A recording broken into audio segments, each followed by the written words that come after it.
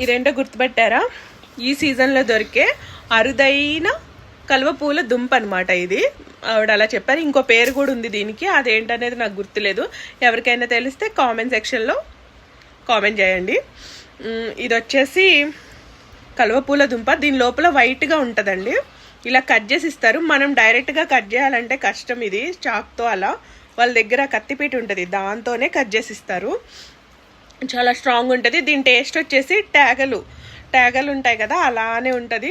కానీ చాలా మంచిదంట. సీజన్కి ఓన్లీ చలికాలంలోనే వస్తుంది ఇది, వేసవికాలంలో అస్సలు దొరకదు. దొరికితే మాత్రం తెచ్చుకొని తినండి. టేస్ట్ కూడా చాలా బాగుంటుంది. చక్కగా ఏదో టేగని కనుక ముక్కలు కట్ చేసుకొని తింటే అంత బాగుంటుంది అనమాట. కానీ ప్రతి ఒక్కళ్ళు తినండి. ఇమ్యూనిటీ ఏదేదో చెప్తారు, అవన్నీ నాకు తెలీదు. తినడం అయితే బాగుంటుంది, మంచిది.